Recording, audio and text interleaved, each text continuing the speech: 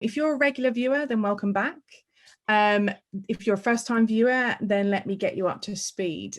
This is a space that Festival Formula and Film Festival Alliance created for us to chat as fellow creatives about areas that filmmakers want to know about on their festival circuit journey.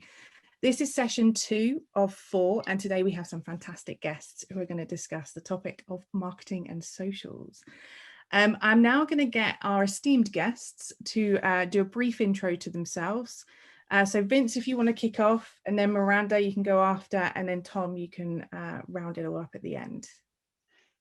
Vince Johnson, first of all, thank you and hello to everybody. Really excited about this. I'm a publicist based in Los Angeles, working for David Magdael and Associates. We specialize in independent films and helping, sort of birth films on the festival circuit and, usher them along as they, tour the festivals. Guiding them with everything from marketing, publicity, social media, whatever is sort of needed. So thanks. Perfect. Miranda? Cool. Hi, my name is Miranda. I am the Director of Operations and Festival for Deadcenter Film. We're located in Oklahoma City, Oklahoma. It's always so much fun to say. But yeah, so I do all the marketing and PR. Well, not all the PR work. I've got a great PR person, but I cover all those things and then dish it out when I can. But yeah. Perfect. And Tom? My name is Tom Brumpton. I'm based in the UK. I am the owner of Polymath PR. We are an entertainment PR company. We've worked across music. We also do a lot of stuff with film, features, shorts. We also represent actors, directors, and work with various awards shows as well. Fantastic. So thank you for all that brief introduction of everyone. I know that we circulated the bios of all of you, which has been a little bit more in depth. So that was just kind of like skimming the surface, I know, for a lot of you. For those watching on the webinar live with us, please do feel free to pop any questions in the Q&A box, which is located at the bottom. And I do encourage folks to use the chat function too, to let us know where you're watching from. Whilst we can't travel, we can still engage with each other, which I find wonderful. I've got some questions from folks who have signed up, as well as some questions that we get asked a lot as well at Festival Formula, and also kind of just questions that I feel like filmmakers should be asking in this area. So I'm not going to make it easy. I'm going to start off with a big one because I think it's good to kind of get this out the way. And I really want you to be honest about this.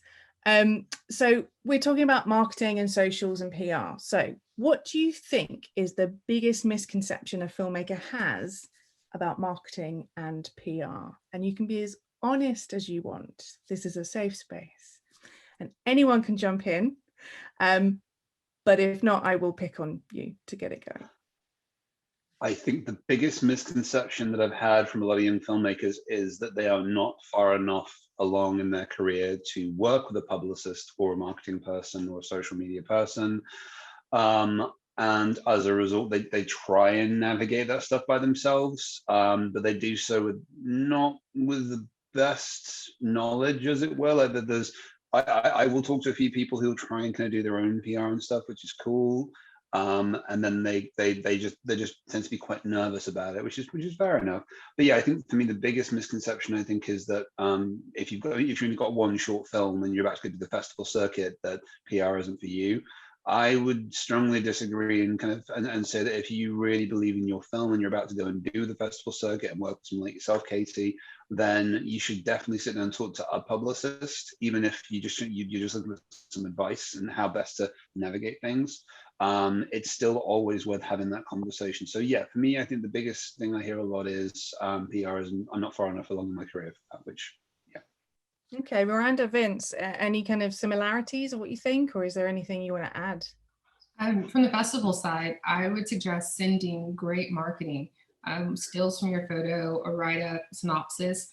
A lot of times we get filmmakers that are wondering why we didn't highlight them, and it was because we don't have a lot of time to search for those things, and it's a lot easier when you send them after you've been accepted. So even if they don't ask for it, send it. You never know. Okay, brilliant. So kind of being prepared, kind of misconception of, I think as well, that's kind of ties into a kind of misconception that people presume a PR company will create those assets rather Right. than kind of utilize what you can bring to them. Massively crucial for festivals, I will say. Oh yeah. Yeah.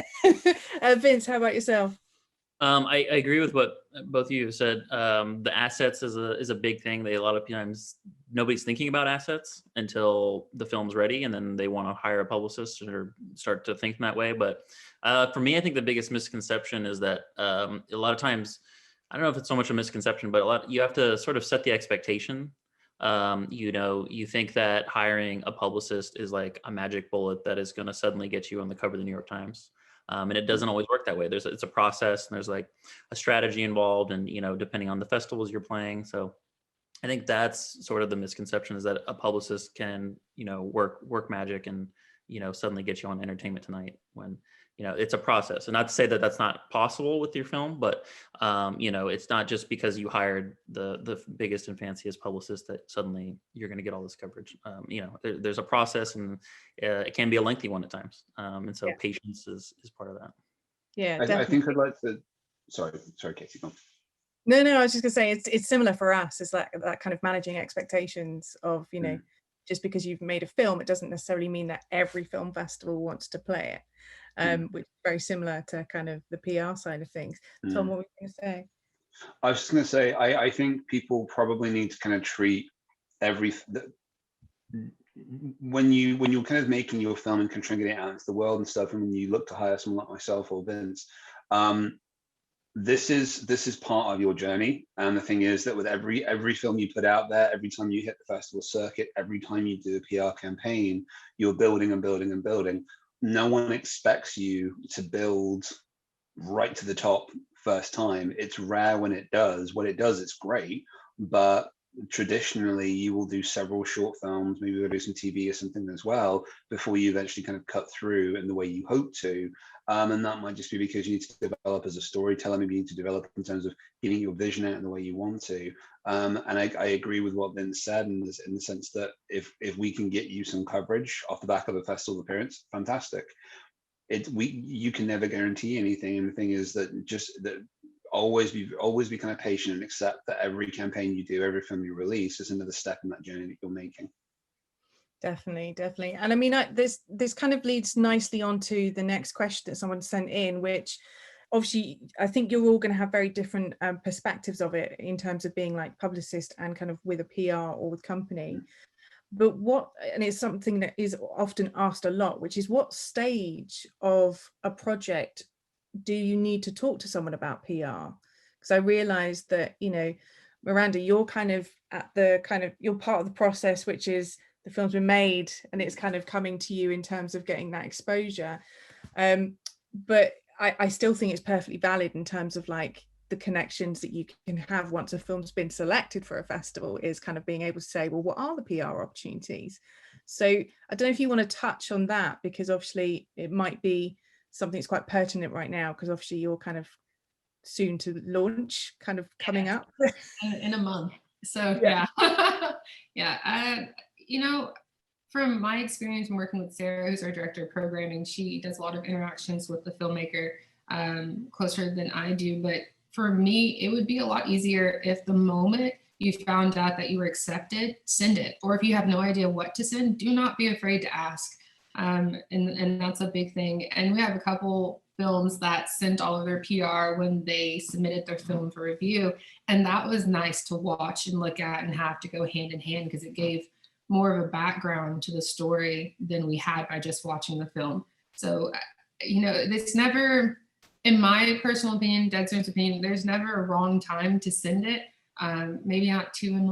or something like that, but a normal human time would be great. Yeah. And Vince and Tom, like, how about you? Because obviously you're working kind of bespokely to individual campaigns rather than an umbrella festival. Like, so what stage of a project would you expect people to come to you, but also kind of what would you prefer? Maybe that might be kind of a spin-off question.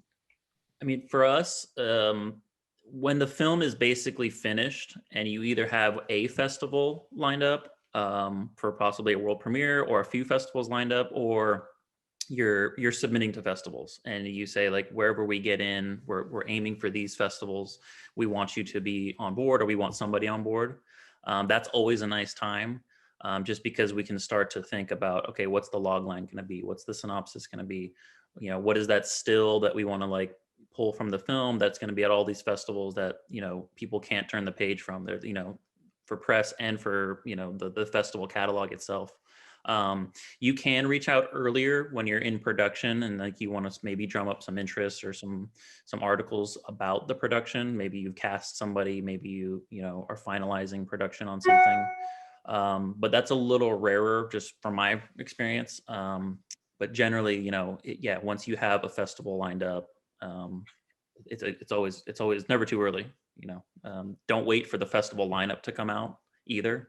I know the festivals like to say like, don't tell anyone you're in, but you know, definitely start reaching out once you know that you're in, to start making those conversations happen. Yeah, I think that's kind of an unspoken kind of rule that I don't think a lot of filmmakers realize, which is, you know, the embargo, which I will say a lot of filmmakers don't understand what an embargo is. So sometimes we've had to say like, there's an embargo, and then our filmmaker will go and announce it, and we kind of go, there's an embargo, and they go, oh, I didn't really know what that meant. So we kind of have to backtrack it.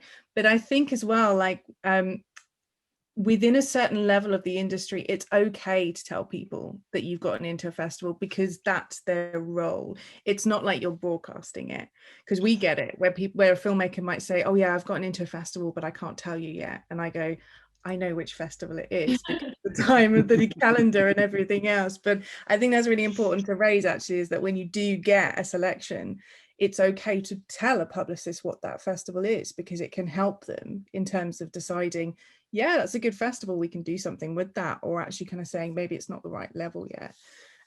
Tom, how about you? Like when do you, what stage of a project would you want someone to talk to you about PR? So I definitely agree with what Vincent said, in the sense that I think it makes sense to engage properly with a publicist once you know you're in a festival, because if you're in a particular festival, an accredited, let's say like a BAFTA qualifier or an Oscar qualifier, whatever it might be, it's really, really important at that point in time to definitely make sure you have someone ready to go. But I would probably say as well, like echoing again what Vincent said, if you have a name producer or a name actor involved in your film, and you've just wrapped filming, as it were, so you know that the film is locked at that point in time, by all means put out a press release just saying, hey, we're doing this project. Even if you're just looking for a few bites, it's good to kind of get people aware. But I would probably even go a little bit earlier than that and say, start talking. If you've got the budget available, you're looking at budgets already, at that point you should probably start talking to publicists and get a bit of a feel, because an issue I've had with a few filmmakers I've done in the past, God bless them, again, it was their first film, so I understand why this happened the way it did. They get to the end of the production, and then they go to hire a publicist, and then they kind of go, we don't know what to pay you, we don't know what this, that, and the other is. And rates and stuff can really vary. So it's a very much a moving target in terms of pricing and stuff. But it's good to have those conversations early, just so you can get prepared, so that you know once the film is done, you have your guys and girls in place, you know that the money is sorted, it's not a problem, you can just keep rolling and then go from there. And that's probably something I suggest. So I'd pick someone and have that conversation early, even if you came back and said we won't be good to go for another 6 months. At least you're in their mind, and you know that when you get into a good place, you can go, and you don't have to go, oh crap, we've got this and have you got this. And they can walk you through everything you're going to need as well. So they can kind of say, like, when you're on set, do this, make sure we have this, make sure we have that. And a good producer will make sure that they're all over that, or the director's doing whatever they're doing as well. So as long as the team is all working together, that would be my suggestion. Yeah, and a reminder of a really good stills photographer. Yes. To get very good. Every time. Everyone's like, yes. So off the back of that, and again, I'll find this quite interesting, just from the different perspectives that we've got, you know, across the board here, is how long PR campaigns can last. Because obviously, actually, Miranda, if you don't mind me coming to you first, because obviously with a festival, you kind of have a duration of that festival time, but then also you kind of have the moment that you've locked a program, and then that kind of announcement and that lead up. So, I mean, for you, how long does the kind of marketing and, PR element kind of ramp up and last for you as a kind of an event, as I would say? So our marketing of films that are in this year's festival will start after our schedule launch. So that was April 29th. So from that date moving forward, we'll start highlighting, I mean, all the assets are currently coming in. So as we get them, we ship them off to social media department, and then they're going to start posting them. We'll continue to post that all through festival, especially films that have caps that we're selling tickets to. We'll give a whole big highlight of that on the day that we release that ticket. But post-festival, which will be June 20th, we like to still use that whatever is sent to us as a highlight of that festival. Or if something great happens with the film, if Amazon picks it up or it wins an Oscar, then we like to celebrate that also. So even after the festival's over, if something great happens with your film, or you win an award, or just something wonderful, send it to that festival that you're a part of. I know that's something that Deadcenter loves to do, is to continue to celebrate the filmmaker post-festival. So yeah, I encourage you to do that. Yeah, no, and I think that's perfectly valid, because I think the thing that we have to kind of really reiterate to filmmakers is, once you've been selected by a festival, that, you know, that's a level of engagement that you didn't have before, and you are alumni. So it makes sense to always go back to those festivals that supported you, because it's a two-way street. You selected their festival out of, let's say, hundreds and thousands, to kind of pick that festival because you wanted to submit and play there, and that festival has chosen your film out of the hundreds and thousands to be selected to play for the festival. So I always say to people, like, when you have new content, or when you're ready to go live with that film, whether it be on a VOD or an SVOD, or if it is kind of, you know, available to kind of buy somewhere else, is to go back, because the festivals love it. They love kind of being able to say, hey, we picked this film. Like, you know, yeah, it's a lot of fun. It's fun to celebrate with you. So yeah, I recommend it. Yeah, that's my tip, to highlight that. Yes, definitely. But yeah, how about you, Tom, and then Vince, about kind of, you know, how long does a campaign last for you? And I realize it's a very, you know, complex question, I should say. The first thing I just want to do is going to pick up very briefly on the point that you guys just made there, which is, if you are picked up by a magazine, a radio station, a podcast, a festival, praise those people online as soon as you can. Thank them, treat them with respect, be nice to them, because they've taken the time to talk about you and your project. Treat them with the same kind of respect that you hope they will treat you with, and get involved, make sure you're active. Because I think one of there was a gentleman told me this. He said the problem they have sometimes with film festivals is that filmmakers will show up just to watch their movie and will collect their award, whatever it might be, and never really interact with the other filmmakers, never really interact with the festival and stuff like that. And it's like, they've picked you, and you're there to build a relationship. Every time you're in a festival, every interview you do is a new opportunity to grow, make new friends, and get better as a human being. So there's just something I just wanted to kind of throw in there, just as there was something that was mentioned to me before. In regards to the PR stuff, I think for me, it's very much a case of, if you have a handful of festivals coming up, then that's fantastic. It can really vary. I think one of the big things, I think, is that if you say, okay, we've got a festival in June, then we're doing another one in, say, September, then we're doing another one in January, for example, I would expect someone to maybe just hire me for like a month at that point in time. So like, come in, like, say, like 4 weeks, like we'll work together like 4 weeks beforehand, and then we'll do the festival, we'll get everything sorted, and then come back again later, and so on and so forth. So it really can vary. If it was a feature film, on the other hand, if someone came to me with a feature film, or if an actor came to me or a director came to me and said, hey, I have this TV show that's going to go live on XYZ date, I would work with that person for at least 3 months before the thing came out, just to get as much coverage behind it as possible, to secure reviews, to secure features, and this, that, and the other two. So that's kind of how that goes.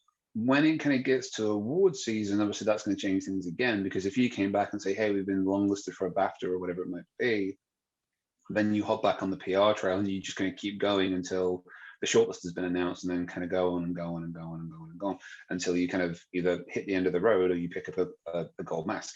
And that's just kind of it. So it really can vary. But again, for me, if you're doing the festival round, allow at least a month before the festival to interact with a publicist and kind of get them on board. if you're about to release something, a film, a TV show, allow ideally at least 12 weeks between when you start a campaign and when the thing's coming out. With award season, it really can vary. Yeah, I totally agree. It's so varied. It's hard to pin down, and I know that's not super helpful for filmmakers that are like trying to think about this in a timeline. But I totally agree. Like, for example, we're on a film now that was at Sundance and is playing a number of these festivals in the last couple months. So we're on board until I think August, just because they have festivals in June, July. So like that's just one example. But you know, another example, we have a film that'll launch at Tribeca and then will be releasing in August. So we're coming on board now for the Tribeca launch and then teeing everything up for the launch or the release in August. So like similar to what Tom said, for a release, definitely 12 weeks if possible. I know that's not always possible with budgets, but you know, the longer the better. And then again, with the awards too, it can be up to, we worked on films through a festival launch into a release into awards, and it's, you know, it's been a, you know, 12-month to 14-month process. I know it's not helpful, but it just varies so much. But I think it is helpful what you've both said as kind of, you know, individual companies that is your main focus rather than an event, is because I think filmmakers sometimes have this fear that, you know, a publicist is someone that I keep on retainer for a really long period of time and it might be a cost that I don't have. But I think it's really handy for filmmakers to know that it can be short term. It's kind of dependent on what you can bring a publicist to play with. Because as you've both kind of said, like if you have a film which is kind of, you know, let's take a short film because we get a lot of short filmmakers watching. If you have a short film and you haven't got any selections yet, there's kind of nothing to really do with it. You know, there's nothing to doubt about. Whereas if you know, good, decent festivals let you know in very good time if you've been selected. So it means that you kind of have that time to kind of build up to it. But I think, like, even though it's hard to pin down, I think just hearing kind of two publicists say it's not a case of like you have to hire me for a really long period of time, but actually it can be kind of isolated, I think is really beneficial for people to hear. I really do. I would like to just add very briefly as well the reason why we asked for 12 weeks on feature and television projects as well. And the reason largely for that is editorial deadlines. So the primary reason we asked for that is because if you have, say, a monthly magazine, let's say Total Film in the UK or Variety in the US, if these are monthly magazines, if you say, for example, had a release coming in August and you started the campaign in, say, May, that's a comfortable 3-week window. You could go to the reviews editor, the features editor, whoever it might be, and they could come back and say, sorry, dude, May is full, June's filling up, but July is available. So as a result, you have a window there to kind of work with, and it just really increases your chances. The smaller the release window that you have, the harder it becomes to get in there. That's nothing to do with the skills or quality of the PR team you're working with, and it's just everything to do with just there's only so many column inches that you can fill, and that's basically it. So I just wanted to kind of clarify that when we say allow 12 weeks for a feature for a TV show, it is just because we need to work within those editorial deadlines that are set by the magazines. And I want to say that goes true for anyone that works for a film festival that wants to do the same thing for the festival itself. Give your PR person plenty of time or you'll hit that same deadline. So yeah, especially if you're in a state which has like multiple film festivals. Yes. It means, I know the majority of kind of, the better known or audience led and up festivals generally don't clash with each other in terms of timing, but there is kind of a hierarchy and it's kind of always good. But no, that's again another very good point. Vince, you look like you're going to say something and I cut you off. I was just going to add that a publicist like Tom and myself, we're going to come onto a film because we like it. We're passionate about it. There's something about it that we want to work with these filmmakers. We want to work with this cast, this crew, whatever it may be. So you can also sort of like say like, hey, this is what's coming up. Can we work something out? So like, don't feel like that's a totally like unrealistic question. And a reasonable publicist also will say like, we want to make this work. We're passionate about it. So like, don't feel like that's too bold of an ask to say like, hey, we have this confirmed, we have other stuff pending, you know, let's talk, let's figure something out. Because oftentimes what we'll do is if we really care about the film, we'll make it work. We'll find some way to make this work because we want to be a part of it and we believe in the project. We want to get it out there in the meaningful way that it deserves. Definitely. I would agree. I would also say as well that if a publicist, for whatever reason, says no to working with you, do not be offended. Because at the end of the day, if a publicist simply comes back and says thanks, but no thanks on a job, they may be doing you a favor. Because at the end of the day, a good PR person would rather say no and not take on the job than say yes and take on the job and do a bad job. Realistically, that's just the thing. So if someone does, for whatever reason, pass on your project, it's nothing to do with the quality of the film. It's nothing to do with you. They just aren't. If they're not feeling it, move on to the next person. It's not an indication that no one's going to want to work with you. It just means that it's not right for that one person. There's lots of PR people, lots of PR companies that specialize in lots of different subjects. Do not be put off. If one person says no, everyone doesn't mean everyone's going to say no. Yeah, wise words, wise words. So another question that we've had, which again is becoming increasingly common from our ears, is does a film having PR and well-known marketing help to get it seen and selected at festivals and or distributed? So I kind of feel like everyone will have an answer for this from their position. So who wants to dip their toe first? Okay, I'm gonna go Miranda. Yeah. Yes and no. In all honesty, there's this is a tricky question.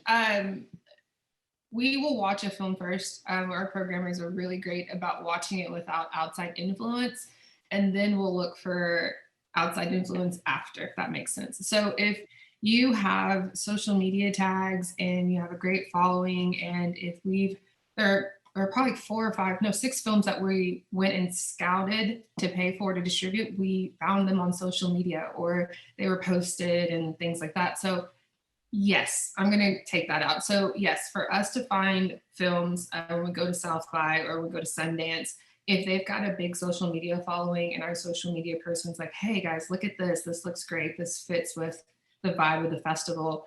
That makes it a lot easier, I guess I should say. So yes, it makes it, yes, the answer is yes. You should have a great social media presence. That's enough battle. Okay. I suppose, I mean, just because I know the context that you're saying it in, just kind of reiterate to filmmakers, some festivals will pre-curate. So they are kind of going out to source those films, mostly features, if I'm honest, because they want to have those good, strong content or those kind of think pieces that they know that their audience is really going to engage with. And that already has that kind of kudos off the back of another festival. But it doesn't mean that an entire festival is pre-curated, because you still have the open submissions. And I can vouch, because I think we've got about eight clients in Deadcenter this year. And this is the first time I've spoken to Miranda. So no influence whatsoever. There you go. Just to prove a point to filmmakers. I will also want filmmakers to be aware of TikTok, because I found 4 shorts this year from like 3 a.m. on TikTok.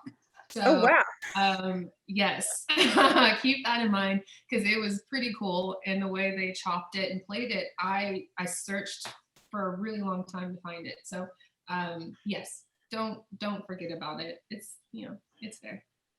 Okay, perfect. And Vince and Tom, what's your kind of stance? Because obviously you're coming at it maybe with a view to help something get distributed or selected, or kind of you're picking it up off the back of it getting selected or distributed. So what would you say is PR's role in that? I think part of it is so I mean, it is a tricky question. Part of it is, at a film festival, we want industry press, Variety, Screen, Deadline, whatever, maybe Filmmaker Magazine, for a couple of reasons. But one of them is to help get it on the radar of other film festivals. Festivals where, the curators, the programming staff at all these film festivals are paying attention to what's sort of like popping, like what reviews are coming out, what sort of features.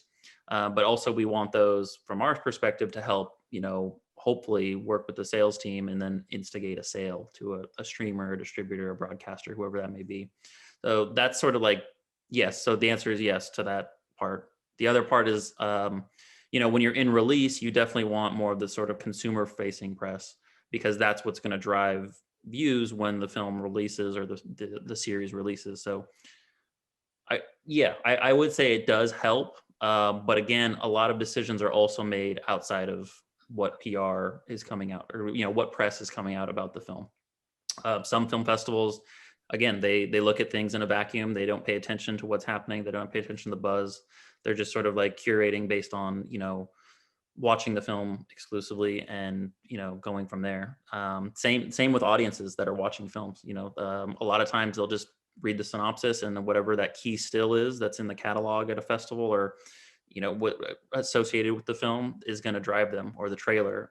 So it's a tough one. I don't know, Tom, maybe, you know, you have more insight than I do on this. I'll be honest, I agree with a lot of what you said, Vincent, because I think if you are, I think having a publicist on the side is going to help jimmy up some support for the film is always very, very important. Be it that you're going into a festival and you want to impress the right people. Yeah, of course, you want to make sure you've got a PR on side, you can talk to the right people, who can do the background, because every festival is going to have a media list. Every good festival will have a media list. And you can kind of glean from that roughly, oh, this person from the Hollywood Reporter is going to be there, this person from Deadline is going to be there. So you can start tracking people down. And it might be that your publicist already has a relationship with these people. So as a result, it's very easy for them to pick up the phone, make a phone call, discuss the movie, and get some love behind it. In terms of the distribution side of things, yeah, I mean, realistically, if you've got a release date coming up, then yeah, it makes total sense to have a publicist step in and work with you on that, because it means that they can then they can chat about the film, they can make sure it gets in the right hands. And I think the other thing as well is that I did a talk with the Irish Film Television Awards a couple of weeks ago, and we had Wendy Mitchell on that talk. Wendy writes for Screen Daily, very prolific speaker and journalist, and she made a very good point, stating that she primarily looks after Nordic films. So the new Thomas Vinterberg film, for example, the new Lars von Trier film, that's going to go through her, because that's just her specialty. The benefit of hiring someone to come and work with you on this is that if you have a genre film, whatever genre that might be, whatever you're working with, they will know where to place it. So the importance of having someone come in isn't that we don't just blanket everyone at the same magazine. We know, oh, this person likes comic book films, oh, this person likes horror films, oh, this person likes period drama. That's where you bring somebody in. So bringing somebody in means they can break down the specificity of the movie and make sure it gets into the right hands. So that's kind of what that's what I'd like to add to that, I think. No, definitely. And I mean, you've kind of, I think we've all slightly touched on it previously about social media. And I think right now, in the last year that we've had, where we've had a lot of festivals pivot to being either an online or a hybrid, is the importance of being able to kind of do as much as you can when you can't physically attend a festival, which has been heightened massively the last year. So the next question is, how important is it to have social media for your project, and which platforms work best? And I found that not every project we have is across every single platform. And I actually think that's quite wise, because I think, as we've all kind of alluded to tonight, it's best to have one area that you excel in than to have several areas that you're just struggling to kind of juggle everything at the same time. So how important is social media from your position, and also what platforms do you find work best? I would say yes to social media, because here's the beauty of social media, and this is the thing to kind of keep in mind, I think, with this. If you have a short film and you know it's going to appeal to a certain demographic of people, like you say, okay, well, I've got this horror film, it's going to appeal to these people over here. You can then kind of hone in and go, right, where do these people live? Am I going to find these people more on Twitter, Instagram, TikTok, wherever it might be? And the second you know where those people live, you can really go after them and use that as a means of building your profile. Doing that it kind of makes the festival goers and the journalists' jobs kind of easier, because they can look at this and go, okay, cool, it's doing well with these people over here. Let's check this out. Much like Miranda said, she found that fantastic film on TikTok. So that's kind of my perspective. My personal go-to is Instagram. I just prefer Instagram. It feels, despite the fact it's part of the Facebook kind of group, as it were, it just I've described Instagram as my social media coffee break, because it's just everything just seems a little bit lighter and a little bit easier there. But yeah, so my view is I prefer Instagram personally, and I think, yes, very important to have a social media presence, because if anything, is going to help you sell your film and help you understand what you need to do to sell your film to the right audience. So in a way, it's a nice little masterclass of how best to market a movie. I totally agree. I'm a huge fan of social media. I think it is wildly important, but it also depends, like back to the film festival circuit, where your film is launching. If like recently, you know, everything's been virtual. So it's been tremendous because now you can watch from anywhere, and your social media audience, which, you know, comes from everywhere, can know about it and watch from anywhere. So that's a huge part of it. The thing I really noticed in the last year was social media ads during awards campaigning. We saw that was really a huge thing suddenly, because you couldn't entice them anymore with the in-person events. You couldn't convince them to come to your fancy screening and reception, but social media ads were that constant reminder that the film exists, the film needs to be seen, and you could message, you know, your visuals, you could have like a video as part of it, you could have, you know, your laurels, your accolades, all as part of it. So I think it's hugely important. And for me, not personally, but for me, like, you know, with films we're working on, I think Facebook tends to be where the films we're working on find their audience and seem to have a response in terms of like the people that are ultimately going to watch the film and respond to it. Definitely. Miranda, how have you found it in terms of juggling all? I mean, obviously as a kind of festival entity, you are genuinely across most of the platforms anyway. Yeah, we as a festival are on every social media platform because we utilize each one differently. For beautiful visuals, it's always Instagram. We try to keep that solid. But if we have a story or the local newspaper covers us, then we always retweet it on Facebook or not Facebook, Twitter or in Facebook. So if it's text heavy, it goes there. If it's just beautiful visuals, it goes to TikTok and Instagram. Because we've learned that people are just looking for an eye break or coffee break, as Tom said, when it comes to Instagram. And then TikTok is just mindless staring. So we always try to do something neat. A favorite campaign we're working on right now is all of our horror films are going on our TikTok, and they have a you don't know it's scary, so all the jump scares. So hopefully as you're like going through your 11,001 for the day, you think it's great, and then we scare you and you remember us. But you know, just little things that you can do there. But yeah, just got to get creative with it. Yeah, I mean, I will say that the one frustration pre-pandemic that we had with filmmakers is that once they had been selected by a festival, is they kind of didn't really take the time, as Tom alluded to, like to shout out the festival, like to actually kind of, when you say, hey, I've been selected here, to make sure you tag them. Because I think sometimes filmmakers think, well, you know, I'm just a short film and they've got like 200 films that they're playing. You're like, no, you're part of that program, you've been selected. So festivals really do appreciate it. When as a festival strategy company, whenever we get a selection for our clients, we're always wanting to tag the festival for two reasons. One, to show the festival like, oh, you might not realize, but we've got 10 clients screening with you and here they all are. But then also at the same time, we have a captive audience of other festival professionals, filmmakers and industry folk that may not know about your festival. So we always say, like, for us, we're tagging festivals because it's a resource that somebody will kind of go, oh, I don't know that festival, and then click on it and say, all right, well, they selected a whole load of comedy, so I'll remember that next time I make a comedy film. But I think that has kind of increased tenfold for the better for last year, because obviously everything was so kind of centralized online. People were kind of offering the, you know, Q&As because people couldn't physically be present. And I think that has actually got a lot of filmmakers to pull up their socks and actually kind of go, hang on a minute, I wasn't really utilizing this much before, but now everything is online. I've got content to share that the festival's made for me, you know. And a lot of kind of festivals are doing kind of trailers for a block of shorts, which, you know, maybe didn't really exist before, because where would you put it? Like, the shorts generally sell out quickest in a program.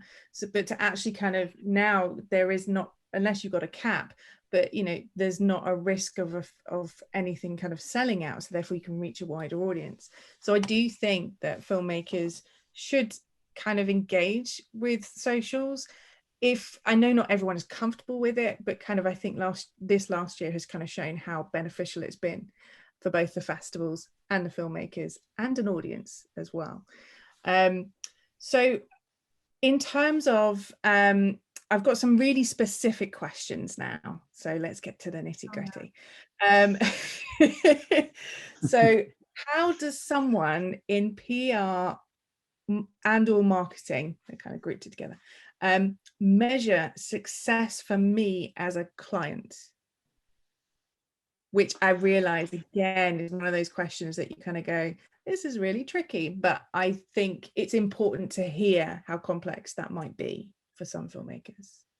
I judge it two ways. One, by either by the volume of interest we've had. So if we've been working on something for a couple of weeks and we've had like 10, 15 interviews come back relatively quickly, I go, wow, the feedback has been really, really good to this. Or if we land a big piece. So if we were working on something and it gets featured in the New York Times or The Guardian or Variety, then I go, wow, that was fantastic. So for me, those are the two metrics I tend to kind of go with. Either just the sheer amount of coverage we got, or if a big name came in and said, yeah, we love this, we want to cover it in some form or fashion. I would agree with both of those. A lot of times what we're doing is, you know, we go into a festival and we understand that maybe the trade reviews are going to be hard, but if we can maybe get one trade paired with, you know, 10 other smaller blog type sites that all speak positively about the film, that respond the way that we feel about the film, then that's a success. The other thing for us too, you know, going to a lot of these festivals when you're world premiering, is if what we do, you know, leads to a sale. Then that's a win, because that's sort of what you want. Is you want to go to you want to go to a film festival, you want to, like, you know, premiere and then hopefully land a distribution deal. So for us, if like whatever we do helps lead to that, the positive reviews, a nice feature, some interview placement, that's a huge success for everybody. Definitely. Miranda, how about Deadcenter? Yeah, I don't know. I feel like they covered both of that. I've been on the PR game too long to have a valid opinion on that. So yes, they both did very well. Congratulations. You're worth your money. Nice. Good to know. Good to know.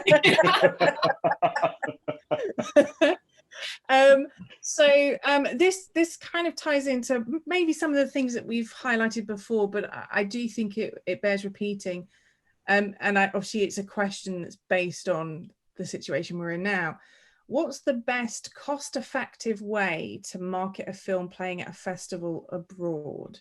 So obviously, because the lack of international travel where we are right now, what would be the most cost-effective way for somebody to market their film?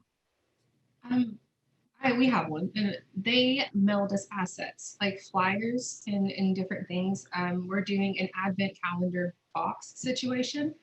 So individuals are buying this 10-day box, and every day they open it up and it's something to do with the film or from products from local vendors. And so we'll include things like that in those boxes, so that way we can still interact and the information about the film can get out to people, pass holders. So if you can mail things to festivals for them to distribute, that would be great. And pay for social media ads if you have a smaller budget and you can't get to a PR person, that helps. And we try to, and let your festival know, like, hey, I can't travel there. Like, what can I do to have more publicity on your page or XYZ? Like, we like talking to you. So please reach out to them too. That's great. The advent box sounds brilliant, by the way. Yeah, I'm excited about Cool idea. I'm excited. Damn, being in the UK. Yeah. Yeah. Vince, how about yourself? What would you recommend the best cost-effective way for someone to market their film abroad? I would agree. I think paid social is a great way just to sort of like really hone in. And again, you can really like specify, you know, the audience you want to reach. And it is a cost, but it is pretty cost effective if you're really specific about what you're doing.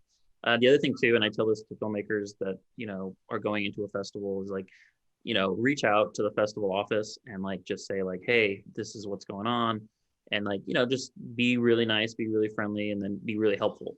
Say like, I'm willing to do anything if any opportunities come up, you know, think about me, kind of thing. And I think oftentimes the festival will remember that if you're like the nice person that says like, is very polite and offers all these things, and like, I love the idea of, yeah, mail something for the festival office to have.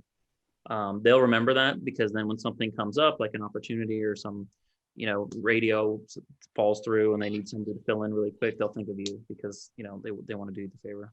So, and they'll hang it on the wall during press releases, like it'll be in the background. So yeah, send it. That's really smart. Yeah, that's so true. Tom, do you have anything to add, Tom? Yeah, I mean, I think I can't stress enough what they've already said, which is be nice. Like, if you physically can't be there, make the effort in some way, form, or fashion to support the festival and the fellow filmmakers. I mean, realistically, I mean, if other filmmakers can see you're kind of doing stuff on social media, then they'll likely reciprocate that too. The other thing is, like, just because you're not physically there, that doesn't mean that you can't reach out to like regional radio or newspaper outlets as well, and be like, listen, I mean, if you're based, say, for example, in the UK, and your film's playing in, say, Australia or New York, or wherever it might be, there's no reason you couldn't just go, okay, cool, well, where are the bigger radio stations and stuff in the area? I'll reach out to them, have a conversation, and build some love around that. Because there's the thing, the festival, they'll love that. If they know that you're actively promoting the festival and your movie at this particular event, but you physically can't be there, they're gonna be like, well, this is great. They're not here, but they're actively trying to promote this, which is wonderful. So they're gonna remember that. And at the end of the day, you're trying to build a relationship and get some love behind you and them. So it's mutually beneficial. This is really making me miss festivals. I'm just being in a room with people.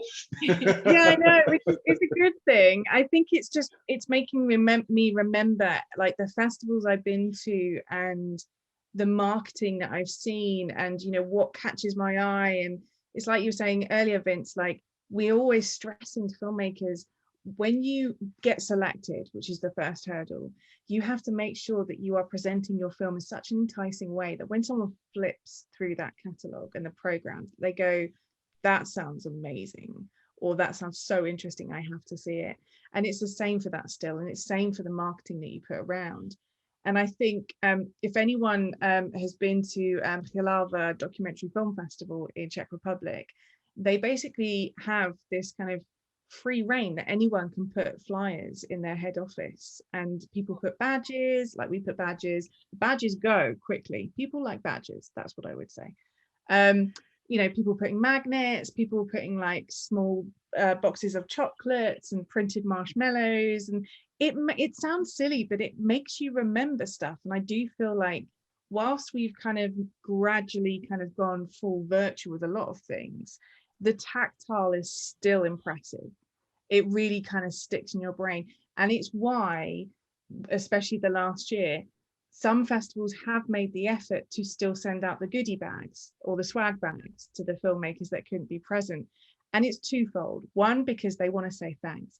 But secondly, it's because they know when they get that swag bag, they're going to take a photo of it. They're going to take a photo of them with the swag, tag the festival and its content. And it's that kind of like perpetual kind of circle of life when it comes to being nice. So yeah, it's making me miss film festivals, but we'll get there again. Soon. We're nearly there. 2 more months. So I have some other questions.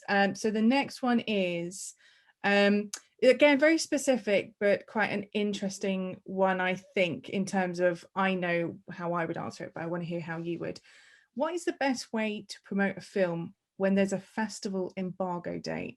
So again, I kind of mentioned embargo dates earlier. So just to kind of recap, if you do not know the term embargo, it means you cannot announce your film being selected for that festival until after that date, because the festival has a program launch that they want to be the first to announce their program. So what would be the best way to promote a film when there is an embargo date? So I suppose the lead up. I would probably say make sure you've got your PR person in place. I would introduce the PR person to the press team at the festival, make sure everyone knows who everyone else is, and then they can have the conversation and say, you're putting this press release out on the Monday, we'll make sure that ours comes out on the Tuesday or later on that day to kind of capitalize on that.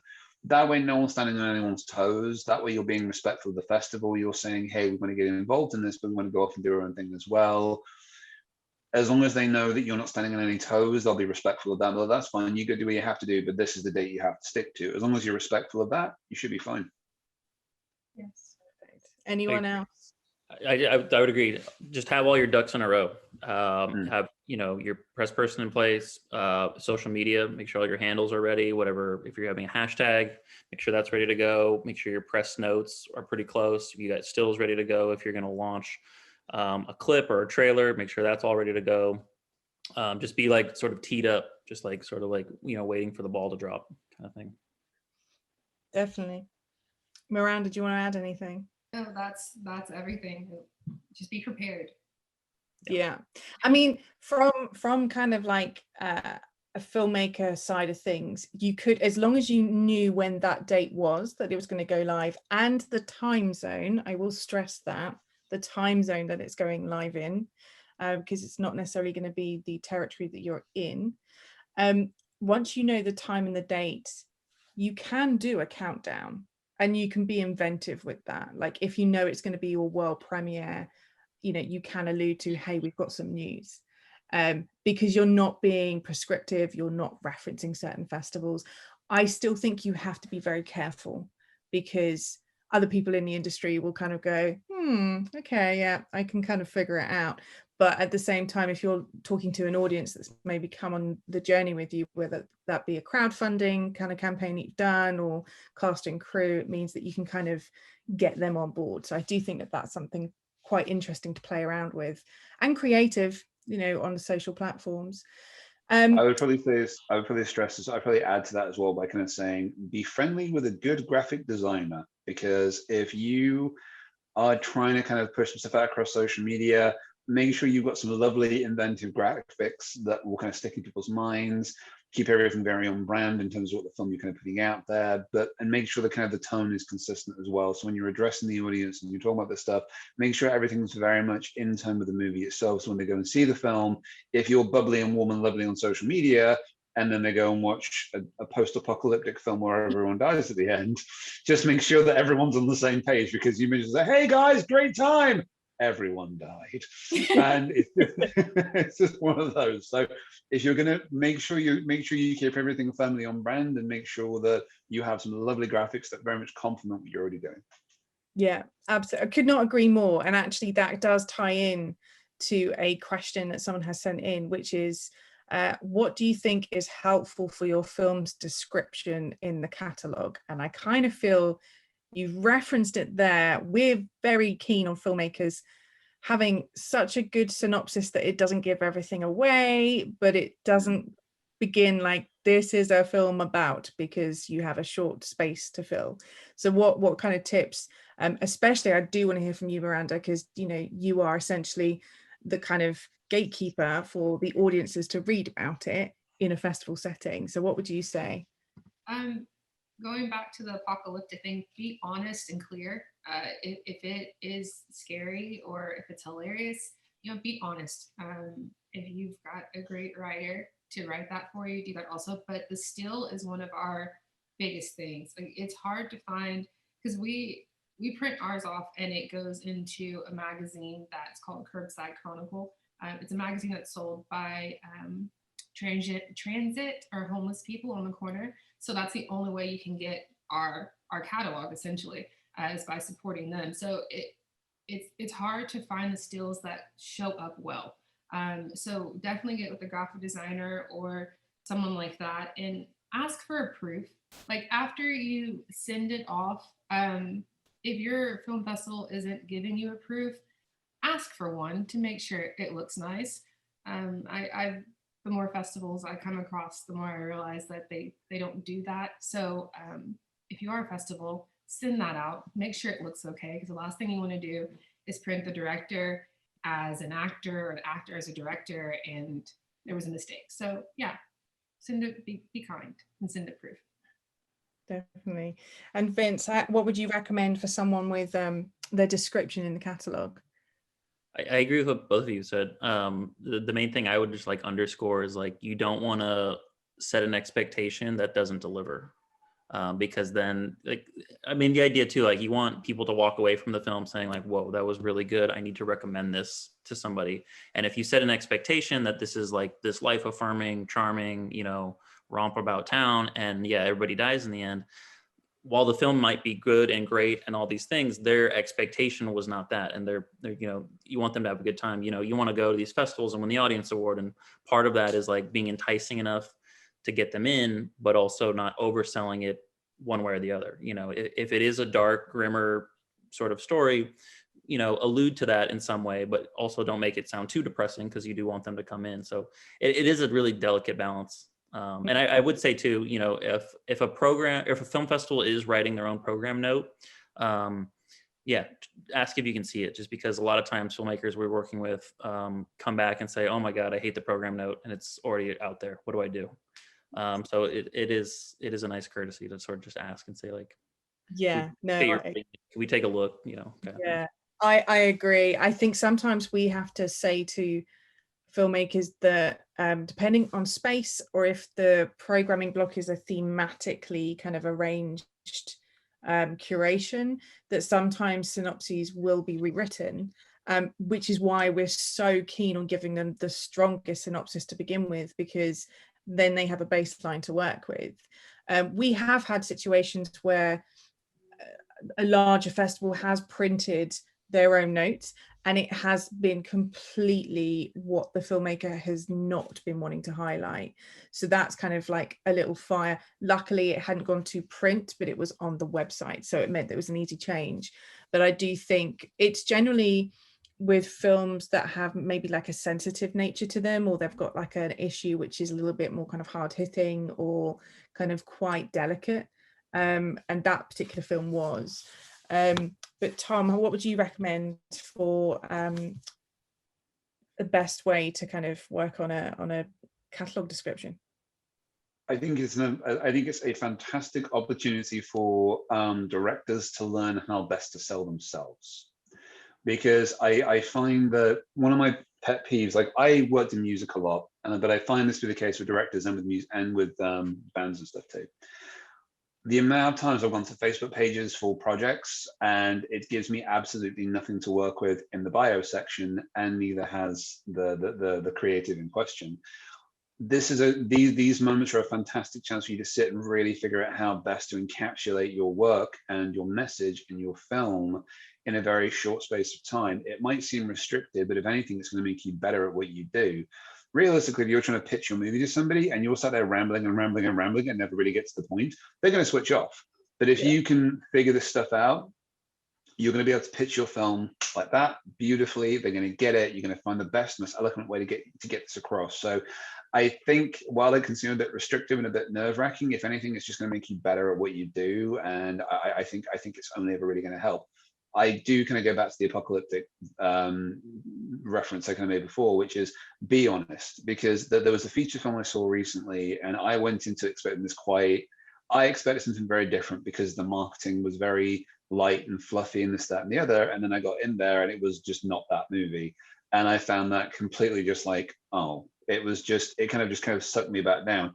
You're not tricking people. You're not trying to trick people into seeing your film by selling them one thing and then giving them something else. You're trying to appeal to an audience who already like this kind of movie, and they're going to go see it. If you sell something as a kung fu film, then you give them a period drama, they're going to be really, really annoyed at you because they wanted one thing and you gave them something else. But if you're honest and say this is a period drama, all the Downton Abbey fans are going to flock into that thing.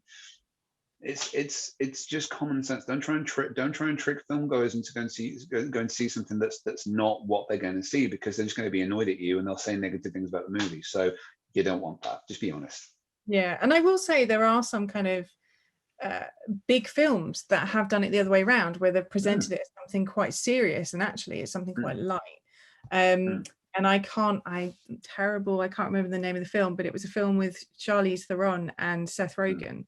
And they pitched it, I can't Long remember. shot. Oh, Long yeah, shot, yeah. Long shot. And Yeah. I watched, yeah, so I basically put it on because I was like, I want something brain numbing and I just want something fun that's going to be, you know, kind of light and fluffy.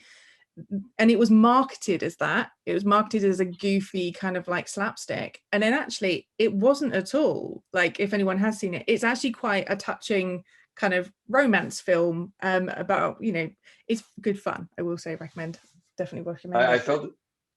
Sorry, you finish your point. Sorry. No, I was just gonna say, like, I think it's I think it's a really good opportunity to say that some people still get it wrong, and they are bigger productions that get it wrong. So, and it is kind of down to, you never want to disappoint an audience, but you kind of need to prepare them for what it is.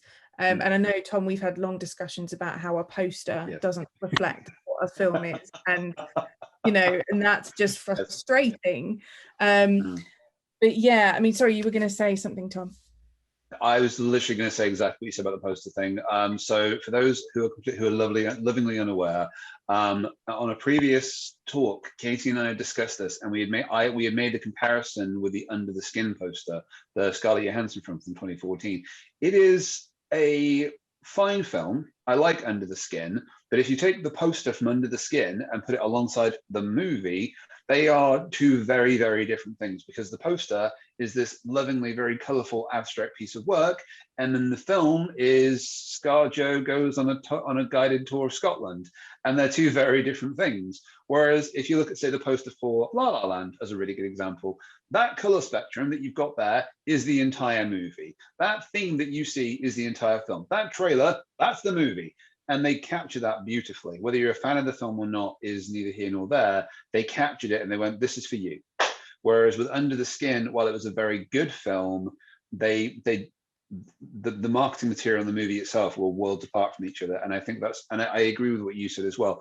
If you get it wrong, that's okay. Just learn from your mistakes and do better next time. That's it. No one's going to castigate you for making a mistake, because even the big boys and girls get it wrong. Yeah. I mean, I like to feel like we're the first group of people to kind of put side by side Long Shot and Under the Skin. I mean, what a double bill! What a double bill that would be. The most confusing. How did you feel? I'm not going to Scotland anytime soon.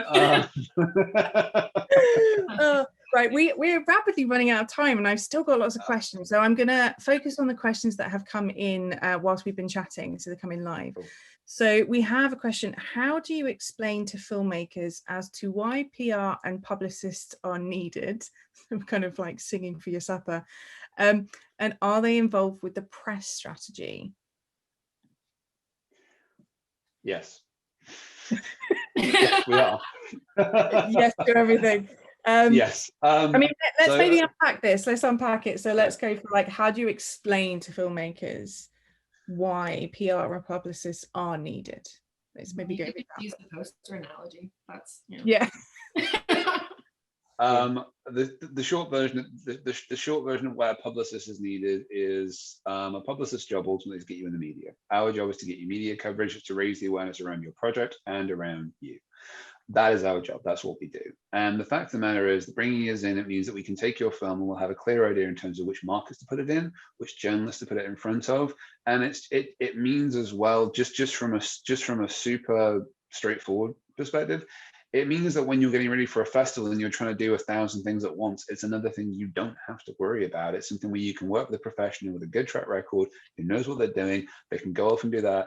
And if they're good at what they do, you'll rock up to the festival. They'll have a full itinerary for you to do. They'll work. They can work around your schedule and make this work nice and smoothly, so you can just go and be wonderful and gorgeous and all these beautiful things. In terms of, and yeah, that's the tall and short version of basically what we do. And yes, we are absolutely involved in the press strategy. Our job is that you will typically come to us with a movie. We will look at the movie, and then we'll kind of go, this is how best to sell that film to the journalists. I totally agree. No, I totally agree. I think the other thing I would add is that there's a ton of films out there. There's a lot of content, whether you're at a film festival, whether you're in release, whether you're, wherever your film is going to live, there's a ton of films out there, and having someone that knows what they're doing, that can get it to stand out, that'll get it to find its audience, is invaluable. Otherwise, the film will just sort of live and come and go, and nobody will watch it, and there'll be no buzz, there'll be no word of mouth, there'll be no engagement, and it just sort of like dies on the table, sort of, so to speak. So I agree. It's like, and again, it's definitely, you come to a publicist with the film, and a strategy will be developed with hand in hand with the publicist, how to get it out there, how best, what are the talking points, what are the messages we want to send, what kind of like image, what kind of like perception we want of the film to be out there. All that is part of that plan that is put together. And we'll send film festivals the correct assets in the right sizes. As far as posting on social, it's a lot nicer to just receive everything labeled and sized well, as opposed to just one image, and then we're like, oh man, how do we make that fit on XYZ? So yeah, I mean, our frustration is when we ask for stills, we get a lot of portrait stills, and we kind of go, it doesn't quite work. And it's a similar scenario, but the opposite for posters. We get a lot of landscape posters, and it's like, but most people have it portrait. Like online is very different to having a quad poster in person, which, and there are festivals out there that will kind of say like, bring your quad poster, we'll put it up in our foyer, which is great if you kind of got the budget to do it. But yeah, I cannot agree more about providing the assets that are requested. Same goes for if they've asked for a particular film file, that's the film file that they need. Yes. Yeah. Misconception is a filmmaker always wants to send the best version of their film. The film festival doesn't necessarily need the highest quality file. They need the file that they can play. In fact, they may also cry upon realizing the sheer size of the file and going to go, oh. Yeah. I think sometimes like filmmakers don't necessarily always realize that not everywhere plays DCP at physical festivals, and sometimes a venue is not necessarily a cinema. It's actually kind of an event room, in which case it's a put me up screener, screening kind of capacity, and you're screening from ProRes, which is coming via a laptop. I've been at festivals where screenings are bricked, and you see it. Like if you work in film, you just kind of go, the frames are dropping. Yeah, it's gonna go, and it's yeah, there it is. Yeah, it's frozen, and you instantly know where the filmmaker is because they stand up. So, and I've seen that at some very big festivals, and it's kind of, you go, yeah, it's because they asked you for an H.264 and you gave them a 4K ProRes. It's not going to work. They're two very different files. Anyway, rant over. So I have another question. How do you work with a filmmaker who is not finished yet with their films and their press materials and deadlines are coming up? That sounds like a very disorganized filmmaker. That's what I would say. I'd say I'm impressed that you've managed to, that you've done as well as you have. I'm actually quite impressed. Sorry, carry on, sorry, Katie. No, I was just going to say, like, I think, I mean, it sounds like a very active filmmaker, which is fantastic. So I would say maybe if we put this in another context, so maybe Miranda, with a film festival, sometimes a film may have been sent as a kind of, this is a picture lock and we can't send you the stills yet because it's not been graded. So how would you work with a filmmaker like in that circumstance? That's when I go, oh no, and I send it to our lovely director of programming, and then she is either the person goes no, or okay, you have 4 days. But it's a very, very tight deadline. But luckily, I don't think that in my time at Deadcenter that hasn't happened. I think they just know that Sarah's gonna be, what are you doing? Just a really like a Paddington hard stare of a or maybe like, hey, what if you submit it next year or something like that if it's not going to be finished this year. But while we love the love and we want to give you love, like we can't do that with an unfinished film. No, absolutely agree. I realize we're rapidly running out of time, so I'm going to do one last question. So what piece of advice what one piece of advice would you want anyone watching this today to take away with them from today's discussion? And it could be a reiteration of something that you said or somebody else has said, or actually something that you're desperate to kind of vomit into everybody's ears. Don't rush. If you're not ready, don't rush, because the festival circuit goes all year round. If you're trying to get ready for an award season, again, like, if you don't rush anything, because at the end of the day, the more time you give yourself and your team to kind of build a story and a narrative around your movie, you're only doing yourself more favors. The majority of the films, like Another Round, as we've mentioned that briefly, that sat around for 7 years before it got made, and it's been the past year and a half on the award circuit, and it's only just gone and done what it's done now. Still hasn't had a UK release yet. When we're getting released in the UK, so sometime in July, but it has won the awards. Promising Young Woman, another Oscar favorite this year. Again, that was doing the rounds for a very long time before it finally did get picked up. I was seeing Emerald Fennell do interviews for bloody months before that. So yeah, just be patient. If you're not ready, just wait, because the last thing you want to do is send a film out there that's just simply not ready. You're going to hate the thing. It's going to make you miserable, and people will not respond positively, because they'll yeah. So yeah, my advice would just be patient, ask as many questions as you need to ask, and just don't rush. Perfect advice. Miranda or Vince, who wants to go first? I would just say that I would piggyback on what you're saying, Tom. Part of that too, I think, could sort of answer that previous question. Make sure you have the best film possible. So like if you're running out of time, prioritize making the best film possible. Don't skimp on the film because you want to get your director's statement out there and finalized.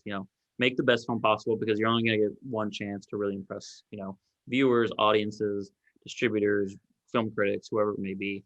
But I think the biggest takeaway I would say is that this whole thing is a process. It's like Tom mentioned it a little bit in the beginning. You maybe this first film, you take it on the first festival circuit, you get X amount of coverage from it, and it leads to the next film, and then that's a process. And so you just have to sort of understand that while there are stories that come with a filmmaker premiering and becoming an instant sensation, more often than not, it's a process where you're working with a publicist, you're submitting to festivals, you're screening at festivals, and you're just sort of building your audience for not only the film, but for yourself as a filmmaker. And just sort of trust that process, and be willing to put in the work, be willing to go to the festivals and, befriend everybody and be, a part of that festival and a part of that community, and then go to the next festival and do the same thing. And at your screenings, at your, launches, at whatever it is, your premieres, just be present, don't be that filmmaker that comes in, takes one photo and leaves and doesn't say hi to anybody. It's all a process. And so just as long as you understand that and trust it, you'll get to where you want to be, but it's going to take time. Definitely, could not agree more. Miranda. Whether you're accepted or not, be kind to the film festival. We're all friends, all the way from Sundance to the smallest one. And we like to talk and recommend. And so develop a relationship with the film festival. Let us know what you're doing. If you have another project coming up, or if your project, shown on the moon, let us know. We want to talk to you and we want to highlight you. But most importantly, just be kind. Yeah, I could not agree more. We give talks to film schools and education bodies and charities and everything, and one of the slides that we have is a very big picture of the Hulk, and we literally just say, be polite. Film people that work at film festivals are real people.